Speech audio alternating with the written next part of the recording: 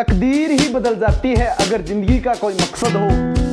तकदीर ही बदल जाती है अगर जिंदगी का कोई मकसद हो, वरना जिंदगी ही कट जाती है तकदीर को इल्जाम देते देते। नमस्कार दोस्तों, सत्यवीर सारण यूट्यूब चैनल पर आपका हार्दिक स्वागत है। आज अपन पढ़ेंगे कक्षा 11 के भौतिक भूगोल के मूल सिद्धांत का 5वां चैप्टर, जिसका नाम है खनिज एवं सेल। इसका एक वीडियो पूर्व में आ चुका है। यदि आप लोगों ने अभी तक नहीं देखा है तो डिस्क्रिप्शन बॉक्स में उसका लिंक मिल जाएगा, जहां से आप निश्चित रूप से देख सकते हैं।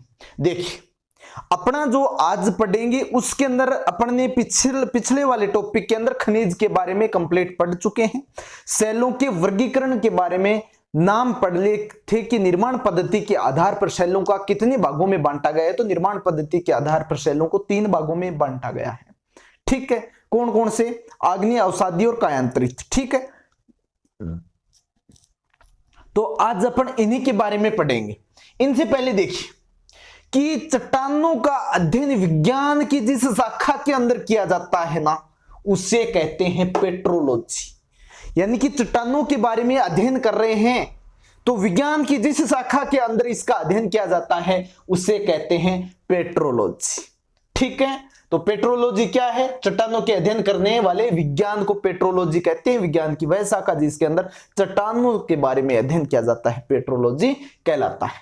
अब देखिए आगे है 1 नंबर आग्नेय सेल। क्या है आग्नेय सेल? अपन ने पढ़ा था कि निर्माण पद्धति के आधार पर 3 सेलों के बारे में पढ़ा था, जिसमें पहली आग्नेय सेल। देखिए आग्नेय सेल किससे बना है, ये शब्द किससे, इसका अर्थ क्या है और इनका निर्माण किस प्रकार से हुआ है और इन्हें कितने भागों के अंदर बांटा गया है। ठीक है, तो इसमें आग्नेय सेल है वो शब्द है लैटिन भाषा का। ठीक है, शब्द क्या है?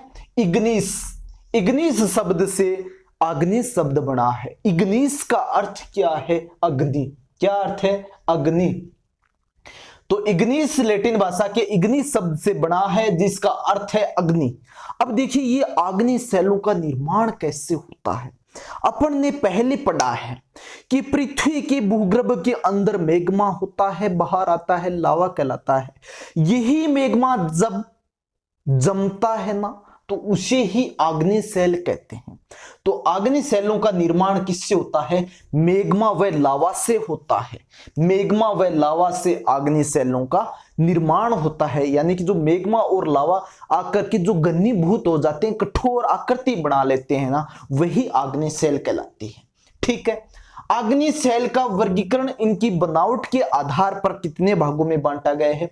3 बनावट, यानी कि मोटा, पतला, यानी कि बड़ा, छोटा, मध्यम, इनके आकार के आधार पर, इनके बनावट के आधार पर इनका वर्गीकरण। देखिए आग्नेय सेल पढ़ रहे हैं, खनिजों के कण बड़े हों, खनिजों के कण बड़े हों। खनिजों के कण बड़े हैं कब हैं? जब मैग्मा पृथ्वी के भूगर्भ के अंदर, गहराई के अंदर ठंडा हो जाए और धीरे धीरे ठंडा हो। ठीक है, तो क्या है? पिघले हुए पदार्थ धीरे धीरे गहराई तक ठंडे होते हैं। जब कोई भी मैग्मा या लावा है ना, यदि वो धीरे धीरे ठंडा होता है तो उसके कण क्या होंगे? बड़े होंगे। क्या होंगे? बड़े होंगे। बड़े होंगे तो कणों के खनिज का आकार क्या होगा? बड़ा होगा। बड़ा किन का होगा? कि जब मैग्मा या लावा धीरे धीरे ठंडा होता है तो खनिजों का आकार, कणों का आकार बड़ा होता है। खनिजों के कण छोटे होते हैं कब? जब मैग्मा, तरल पदार्थ, लिक्विड धरातल पर आकस्मिक रूप से पृथ्वी के भूपृष्ठ पर आकर के जल्दी ठंडा हो गया ना, जल्दी ठंडा हो गया तो कणों का आकार छोटा व चिकना होता है। ठीक है, तो कणों का आकार छोटा कब होता है? कि धरातल पर आकर के मैग्मा व लावा ठंडा हो गया, तीव्रता से, आकस्मिक रूप से ठंडा हो गया तो कणों का आकार छोटा होता है। अब है खनिजों के कण मध्यम आकार के। मध्यम आकार के कब होते हैं? अपन ने पढ़ा है कि आकस्मिक रूप से ठंडा हो गया, छोटे, धीरे धीरे ठंडा हो रहा है, बड़े, मध्यम गति से ठंडा हो रहा है तो कणों का आकार मध्यम होता है। किसके बारे में पढ़ रहे हैं? आग्नेय सेलों के बारे में। अब देखिए आग्नेय सेलों के उदाहरण क्या है? अपन ने पढ़ा था, पहले उदाहरण पढ़ा था कि ग्रेनाइट कठोर होता है, गेब्रो काला होता है। तो याद रहना चाहिए कि ग्रेनाइट किसका उदाहरण है, आग्नेय शैल का उदाहरण है, गेब्रो भी आग्नेय शैल का उदाहरण है, पेग्मेटाइट आग्नेय शैल का उदाहरण है, बेसाल्ट आग्नेय शैल का। बेसाल्ट के बारे में पहले पढ़ चुके हैं, मैंने कहा था आगे पढ़ेंगे। तो ये बेसाल्ट है, आग्नेय शैल प्रकार का है। बेसाल्ट प्रवाह पढ़ा था अपन ने पृथ्वी की आंतरिक संरचना के अंदर।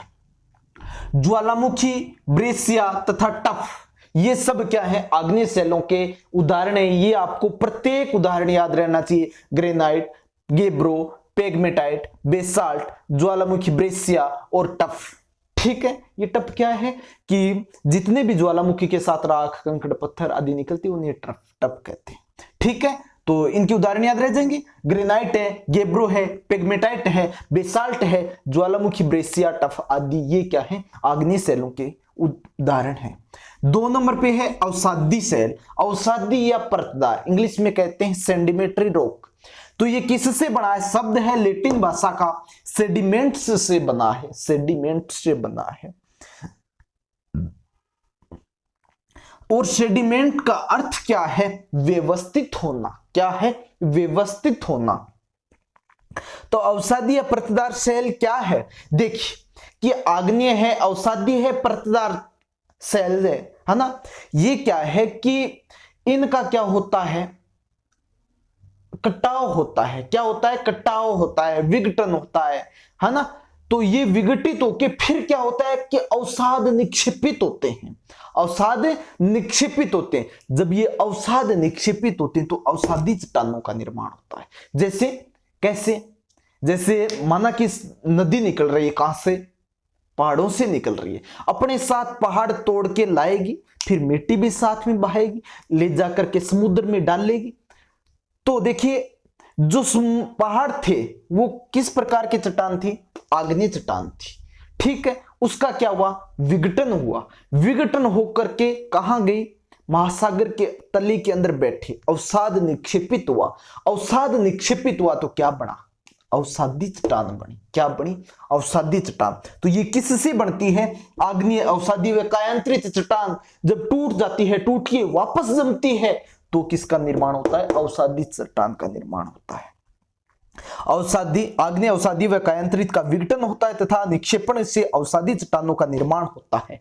अब ये निर्माण किस प्रकार से होता है, देखिए सिल्ली भवन। अच्छा क्वेश्चन है, सिल्ली भवन क्या है, वह प्रक्रिया जिसके द्वारा असंगठित अवसाद को कठोर शैल में परिवर्तित किया जाता है।